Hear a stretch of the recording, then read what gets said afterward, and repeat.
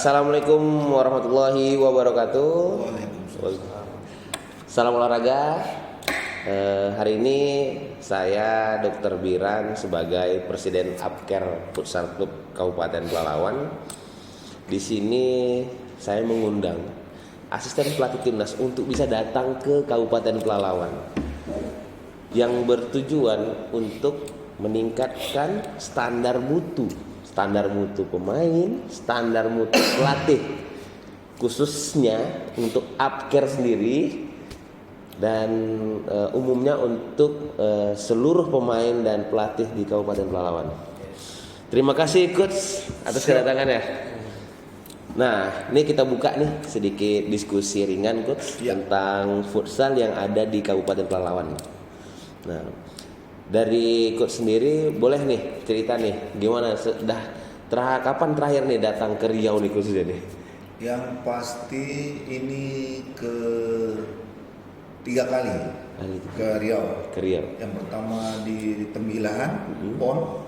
Kedua waktu ada liga di sini bersama PLN.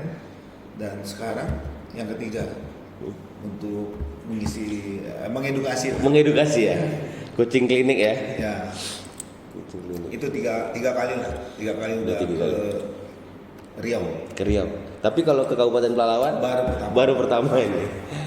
Nah ini Coach, kita buka sedikit tentang Apker Futsal School. Jadi Apker ini satu-satunya sekolah futsal yang pertama kali didirikan yang punya kurikulum. Ya. Nah, untuk itu kami minta arahan ini. Ini gimana? Apa sih esensinya? Kok futsal ini harus disekolahkan anak-anaknya? Padahal kan cuma tinggal datang, tinggal main, tinggal sepak bola, tinggal tendang bolanya udah. Ya. Ya, kan ada beberapa hal lah gitu. Jadi kan ada tahapan dari kalau di sekolah formal aja ya, sekolah SMA, STM atau apa, itu kan tahapan cuma eskul. Tapi kan kalau sudah masuk ke akademi futsal atau sekolah futsal kan berbeda lagi. Tahapannya udah mulai keseriusannya akan lebih ditingkatkan dari eskul itu sendiri. Kalau eskul kan cuma sekedar syarat pilihan setiap siswa untuk memilih ekstrakurikulernya apa, bukan untuk keseriusannya gitu. Tapi kalau udah sekolah futsal, berarti dia udah menekuni, ada target, ada tujuan untuk dia untuk mengembangkan kemampuannya di olahraga itu, gitu. Terutama yang di futsal itu tadi. Jadi kalau dibilang akademi atau sekolah ini untuk apa sih ya? Untuk meningkatkan atau tujuannya untuk fokus ke olahraga itu sendiri, untuk meningkatkan kemampuannya, bisa ke prestasi yang lebih lagi, gitu. Untuk mengembangkan kemampuannya lah. Bisa serius lagi ya Coach? Bisa serius. Ya bisa lebih serius kan, bisa kalau udah serius kan bisa menghasilkan, pasti kan gitu sih. Ya. Berarti ini di dalam sekolah futsal ini selain dia melatih individual dia sebagai punya seorang atlet futsal di usia dini, apa ada karakter building nggak di sini di dalam sekolah futsal? Ya, yang pasti kan kalau di olahraga yang tim pasti kan banyak tentang bagaimana kerja sama tim, bagaimana melepaskan ego, bagaimana mendidik mereka menjadi lebih baik dari sebelumnya, bagaimana mereka bersikap, bagaimana mereka disiplin kan. Itu juga hal-hal yang diajarkan di akademi. Karena di akademi ini kan pelatih bukan cuma sekedar ngelatih terus dibayar selesai kan, enggak. Bagaimana mendidik pemain itu bisa lebih baik dari sebelumnya secara kemampuan teknik, kemampuan futsal dan bersikap. Dan juga kan pendidikannya juga harus diperhatikan gitu. Karena pelatih akademi ataupun pelatih futsal adalah orang tuanya sebenarnya. Karena orang tuanya kandung sendiri akan kalah gitu dengan pelatih futsal gitu. Misalkan mereka suruh les, nggak mah ada latihan futsal kan, itu juga salah satu. Dan itu tanggung jawab sebagai pelatih bagaimana melihat dari semua aspek tentang pendidikannya, dari latihannya, dan itu tugas kita untuk mendidik pemain biar lebih fokus. Tetap target sebagai pemain futsal dikejar, sebagai pendidiknya juga pelajaran juga harus juga diawasin dan diarahkan lah biar lebih baik lagi, biar balance lah. Karena ya itu tadi, pelatih orang yang paling dipercaya sama anak itu di luar orang tua. Karena orang tua pasti kalah lah sama kita gitu. Tahunya besar ya Coach. Iya, pasti besar. Karena kita pasti lebih unggul dari orang tua gitu. Orang tua pengen les, nggak mau latihan gitu. Mau latihan, ya? Itu kan hal-hal yang juga salah satu kita punya power untuk bisa merubah pemain itu. Gitu. Tetap pendidikannya harus bagus, sekolahnya bagus, futsalnya juga bagus, begitu. Jadi di keseluruhan ya Coach ya? Iya. Terasa keseluruhannya ini. Ini pernah ada kasus nih Coach. Ini murid di Upcare Futsal School main futsal. Sebenarnya bukan karena futsalnya dia punya nilai yang nggak bagus di sekolah. Iya. Tapi orang tuanya nyalakan ini karena kamu main futsal nih kamu nilainya nggak bagus. Nah itu gimana nih pandangan Coach nih? Mentreatmentnya gini nih. Iya kan ada pemain yang memang secara kemampuan pengetahuan atau pendidikannya kan nggak sebagus, dan juga ada kemampuan secara motoriknya yang lebih bagus daripada kemampuan kognitifnya kan ada. Iya. Tapi kan kita sebagai pelatih juga harus mengarahkan biar sekolahnya juga lebih bagus. Minimal nggak terlalu di bawah lah. Caranya kan mungkin ayo kamu latihan futsal, sekolahnya juga harus bagus. Nilainya, rapotnya kita lihat, rapot ada perkembangan atau tidak. Nah, kita juga harus bisa pantau seperti itu. Jangan juga sekedar datang latihan aja udah kita pukul saja pelatih kan. Harus mengarahkan juga seperti itu. Biar orang tuanya juga percaya sama kita gitu. Kita cross check juga nilai akademisnya ya. Pasti. Bawa rapor ya? Bawa rapor. Karena itu yang saya lakukan juga gitu. Kita setiap semester pemain harus setor hasil rapor fotokopian. Nilainya bagus atau enggak? Kalau enggak bagus, selesaikan dulu sekolahnya. Karena orang tua percaya sama pemain, sama kita. Sedangkan kalau sekolahnya juga nggak serius ya, kan orang tua nggak mungkin percaya gitu. Ayo, makanya harus balance sekolahnya sama pendidikannya dengan futsalnya harus balance. Itu yang harus dilakukan sama pemain. Luar biasa nih. Lebih kompleks jadi ya. Kalau bisa dijelasin nggak dengan lebih rinci dengan pengalaman Coach selama ini? Kira-kira kalau untuk anak-anak yang di akademi ini jenjang ke next levelnya itu seperti apa Coach? Ya kan ada tahapan ya pasti kan. Ya. Kalau di daerah kan biasanya akademi target besarnya adalah porprov, porda, bahasanya kan gitu. Ada mungkin kalau ada popda, pelajar mungkin Yes. bisa juga ke situ. Kalau kabupaten Porkap ada dulu. Ada juga porkap. Yes. Ya jadi kan ada tahapan itu Ya. untuk di wilayahnya dulu. Benar. Target dasar awal. Kedua untuk usia-usia yang akademi, usia-usia muda kan sekarang ada timnas pelajar. Ya. Iya. Ada juga, terus juga ada AFI, ada internasional juga bisa dipantau orang yang lain. Ada beberapa juga kampus-kampus di Jakarta yang melalui beasiswa juga ada. Memungkinkan itu Coach? Bisa aja. Kenapa enggak? Banyak kok gitu. Coba kan masalahnya anak-anak ini serius nggak? Iya. Balik lagi ke mereka. Balik lagi ke Tetap mereka. latihannya harus serius, pendidikan juga harus bagus. Iya. Karena itu berhubungan. Karena tahapan ini pun harus dilalui sama mereka untuk bisa terus berkembang. Habis dari misalkan dari itu dulu lah. Terus ada AFI, habis dari AFI ada Porprov, Porda, habis itu ada PON. Tahapannya kan seperti itu. Ada Linus. Kalau mereka terus bisa berkembang ya kan banyak lah cerita, bukan contoh lah. Banyak contoh seperti Habibie, Dewa kan proses itu dilalui. Kayak Bang Ais, Javier, Dirman semuanya dilalui dari tahapan itu dulu. Dari AFI, latihan, main serius, main di FFI 20 ada juga diambil. Kelihatan timnas U20 lanjut ke depannya. Sampai sehari ini udah main di liga, sudah gaji lumayan besar, sudah bisa menghasilkan buat keluarga, kuliahnya juga beasiswa. Tapi kan harus ditekunin, tapi tetap juga pendidikan juga harus nomor satu. Jangan juga dipisahkan. Dipisahkan. Ada AAFI ya? Ada AFI, Asosiasi Asosiasi Akademi Futsal Indonesia. Akademi Futsal Indonesia. Luar biasa nih sekarang. Ketuanya siapa sekarang? Ketuanya beliau. Oh iya, ada ketua saya bentar. Saya masih ketua. Ketua. Kenalan dulu. Tapi intinya kan ini hanya tujuannya untuk membina perkembangan futsal di daerah biar ada wadah. Karena kan yang pasti pembinaan itu harus dimulai dari bawah.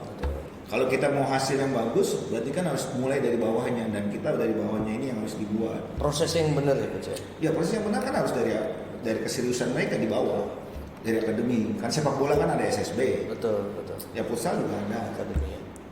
Karena ini coach, selama ini mungkin banyak pertanyaan. Bisa nggak sih futsal ini dijadikan jalan hidup gitu kan? Nah itu tadi makanya kenapa saya Itu. tanyakan. Ya. Saya hidup dari situ. Buktinya sudah banyak ya. Saya hidup dari situ. Iya. Saya besar dari futsal. Iya. Income juga dari futsal. Ya ada beberapa macam lah, dari jadi pemain, jadi sekarang mungkin jadi pelatih, bisa jadi IO juga punya, lapangan juga usaha ada, terus bisa memanage sesuatu, bagaimana branding sebuah sponsor, produk kita bisa kemas untuk promosi ke beberapa tempat kan, banyak hal yang kita bisa kemas, apalagi pemain-pemain juga kita bisa arahkan, bisa jadi pasti. Ya. Iya. Kan kadang-kadang orang berpikirnya nyari duit cuma di futsal. Cuma di futsal. Ada banyak bisa. Kalau dibilang hidup dari futsalnya bisa, bukan enggak. Ada sekarang pelatih, pemain bisa gajinya bisa 15 sampai 20 juta. Masih pemain muda ya. Masih pemain muda, masih bisa berapa tahun lagi ke depan. Kan itu bisa menghasilkan. Cuman masalahnya untuk menghasilkan harus kerja keras di bawah. Iya. Kan nggak ada yang instan. Betul. Nah kadang-kadang kan anak-anak sekarang maunya instan. harus berproses, ada proses yang harus dilalui, ada latihan yang lebih serius dari sebelumnya. Makanya kalau cuma di sekolah formal, cuma eskul, ya nggak akan bisa. Betul. Cuma tarkam doang juga nggak bisa. Tarkam aja nggak bisa. Ya nggak bisa. Nggak bisa. Kan harus ada proses latihan yang untuk bisa mengembangkan mereka. Di mana ya di tempat latihan, di mana ya bisa akademi, bisa latihan yang lebih rutin, atau klub atau apa ya itu kan kembali di mana tempat di situ bisa mengembangkan ya harus dilakukan. Karena semua pemain yang ada di sana bukan ujuk-ujuk langsung jadi pemain liga atau langsung muncul jadi pemain liga, enggak. Mereka melalui proses latihan yang panjang. Kita sekarang cuma ngelihatnya di titik kesuksesannya aja gitu ya. Kan coba ngeliat titik sukses. Wow, Bang Harun Tuboy sekarang ini enggak. Dia mulai dari SMA, dari SMP saya udah tahu dia. Sampai hari ini berkembang ya wajar. Prosesnya udah dilalui panjang. Panjang ya jalannya. Tidak terlalu panjang. Jadi intinya kalau dibilang bisa hidup dari usaha sekarang udah bisa hidup. Dari endorsement. Sekarang pemain kan ada endorsement, ada yang kerja sebagai pegawai. Sambil main liga, kerja di salah satu instansi, dapat endorse, udah 3 gaji. Jadi Udah sekalian udah hitung-hitung berapa udah. Jadi sudah bisa menghidupi. Cuman ya itu tadi, mereka bisa seperti itu karena mereka profesional. Menjaga dirinya sendiri, menjaga kemampuannya, menjaga sikap, menjaga kerja kerasnya di dalam lapangan, tunjukkan kemampuannya dan seperti itu. Tekun lah coach. Harus tekun. Kan nggak bisa lepasin semua yang ada di sekarang itu karena dapetinnya nggak gampang. iya. Dan lepasinnya nggak gampang. Semua pemain yang ada sekarang pasti mereka dapatnya susah. Untuk berdiri yang seperti sekarang ini gitu, harus melalui banyak, mengorbanin banyak. Itu aja sih. Yang pasti kalau memang tekun, serius, pasti bisa hidup di futsal.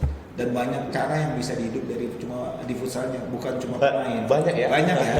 Berarti sektor industri dari futsal ini sendiri hari ini nih gambaran gimana tuh? Banyak yang bisa dikemas. Banyak kemasannya.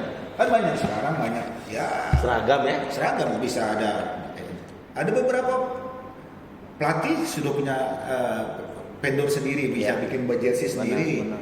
Ada yang Iya, dia jualan sepatu, ada pemain futsal. Ada jualan produk kaos kaki sendiri, ada. Banyak. Ada apa? Buat apa? Yang buat Mindset. cewek mindset. Banyak juga yang jual seperti Mindset itu kan khusus sudah futsal cewek ya? cewek ada, cowok juga ada kan sekarang. Iya. Jadi semua itu kan bisa industri yang bisa dikemas. Bagaimana kita ambil celah yang mana? Gitu. Apalagi kayak sekarang ada fun game, fun futsal, Benar. banyak yang bisa dikemas. Itu yang harus sebenarnya di futsal itu masih bisa hidup selama kita masih bisa menanggung. Apalagi kayak sekarang nggak podcast gini kan banyak undangan. Benar nggak? Iya, iya. Itu juga kan salah satu, gitu. Iya. Salah satu hal yang sekarang jadi kemasan baru. Betul. Untuk pemain-pemain yang diundang sini, diundang itu. Itu kan juga salah satu cara untuk mendapatkan Income juga itu. karena berhubungan dengan pasti brandnya mereka, sponsornya mereka. Iya. Karena ada tag and meet selalu kan seperti itu. Jadi jangan takut kalau hidupmu di futsal dari sekarang.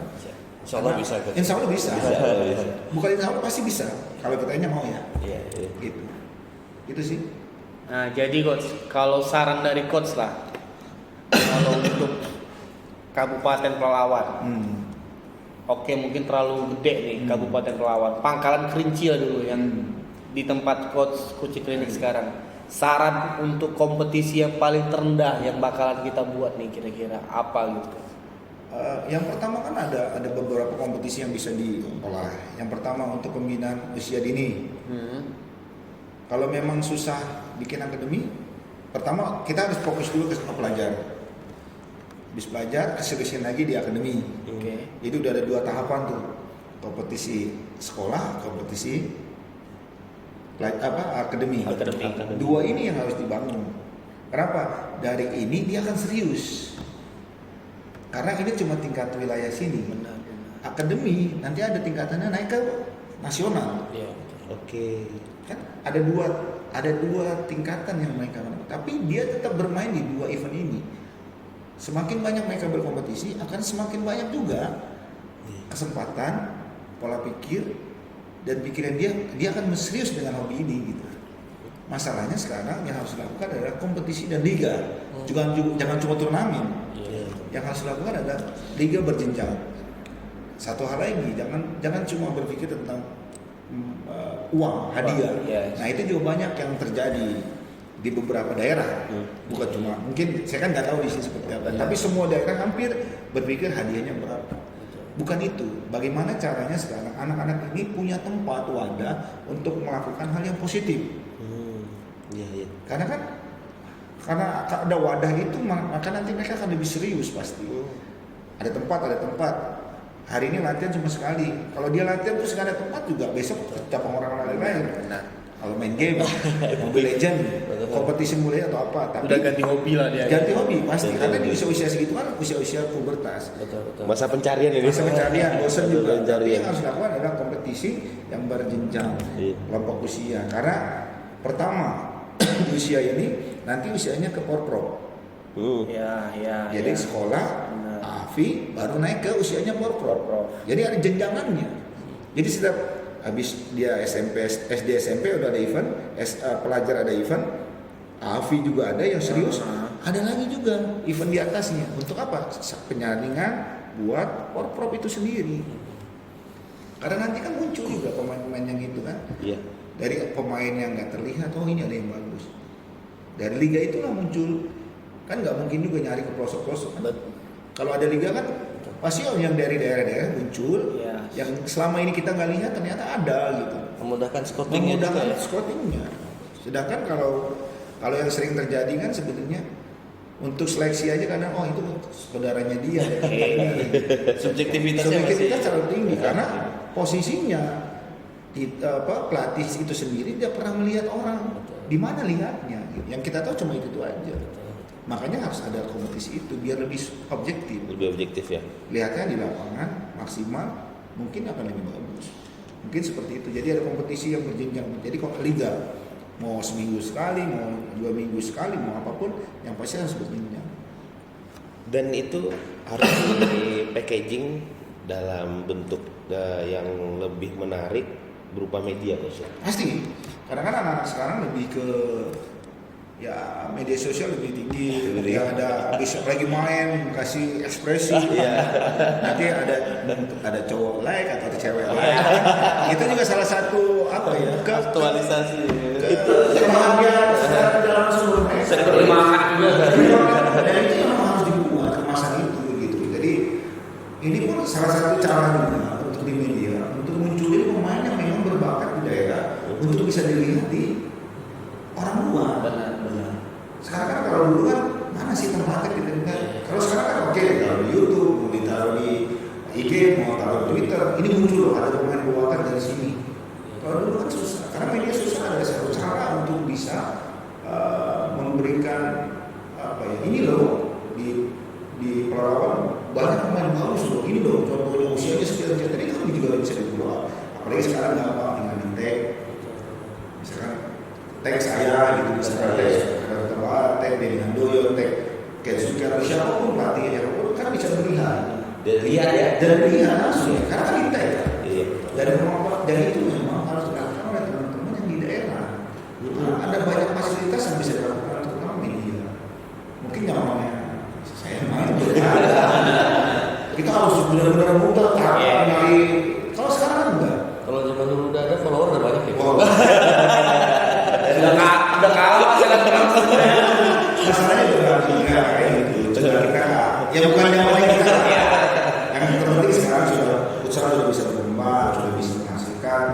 Setiap pemain punya mimpi. Lagi dulu belum ada U20, sekarang udah ada U20. Dulu nggak ada U20. Nggak ada waktu untuk kita muncul sekarang. Siapa yang tahu dulu saya dulu dari Banjarmasin? Tahu. Iya tahu, tapi kan Sebelum nggak tahu itu. sebelumnya. Akhirnya muncul timnas. Nggak ada yang tahu Filippo orang benar Dumai. Dumai sama. Ya. Tapi kan karena ada kayak Filippo, dia muncul di dunia. Ya kalau saya kan coba tahu orang di Jakarta dan Jabodetabek sekitarnya. Tapi kan karena itu muncul, oh ini bagus. Dulu ada Ringo, sekarang main di Malaysia sepak bola.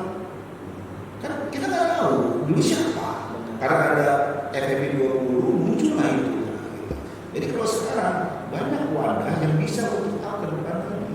Jadi untuk teman-teman di daerah, ya nggak ada yang namanya mimpi itu nggak bisa tercapai.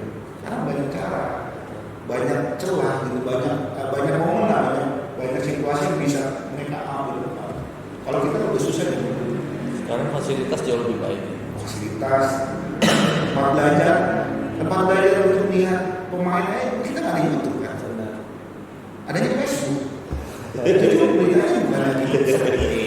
Tapi sekarang yang harus dilakukan adalah media ini adalah salah satu sarana yang bagus untuk mempublikasi pemain-pemain yang bagus di daerah. Terus juga kompetisi yang bagus, perkembangan misalkan di sini juga ada kompetisi yang bagus. Mungkin juga nanti sponsor akan datang. Pelan-pelan ya. Pelan-pelan.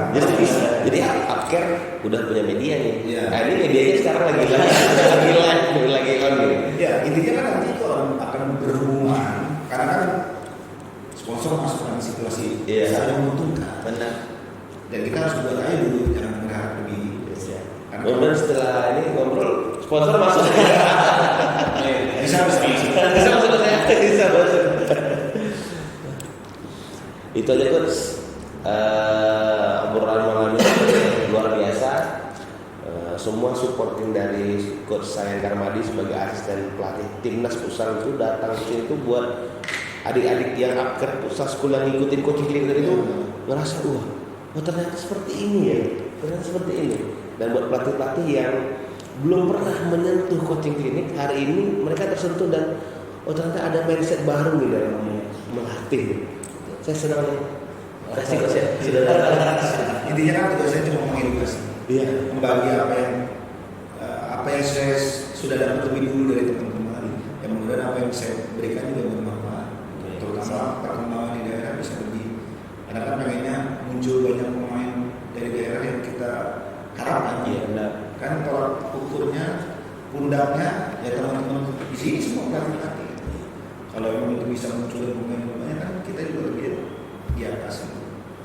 Mungkin semoga semuanya bisa berjalan dengan lancar, pengen-pengennya ke depan bisa berjalan. Ya, yang pasti terus semangat untuk membina. Terus Pembinaan dia harus sabar, semangat, dan harus benar-benar kita jaga mereka karena ini aset kita ke depan. Apalagi dengan zaman yang sudah banyak hal yang ini kita harus benar-benar jaga mereka untuk bisa lebih ke hal yang lebih positif. Itu aja. Terima kasih coach Sayang. Sama-sama. Mas Dudi terima kasih. Ya, saya juga terima kasih. Di sini saya sebagai Presiden Upcare Futsal Club Kabupaten Pelalawan mengucapkan terima kasih banyak untuk semua pihak yang sudah mendukung acara coaching klinik yang telah terjadi hari ini. Tapi coach kemarin punya kalimat yang buat saya senang. Apa itu? Kita bukan ingin meraih satu trofi. Gimana tuh kalimatnya? Oh, kita ingin menciptakan trofi-trofi berjalan. Trofi berjalan ya. Kalau trofi yang biasa dimenangkan tuh rata-rata sebentar aja udah berdebu di Udah berdebu. Iya. Kalau ini mudah-mudahan target kita coach, kita pengen itu tadi developing people yang coach. Nah, gitu. Mudah-mudahan kita bisa ciptakan pemain yang bagus dari segi skill juga attitude-nya coach. Itu kita. Amin. Amin. Ya, yang belum masuk Upcare Futsal School masuk sekarang nih. Biar jadi trofi berjalan ya. Terima kasih. Sekian.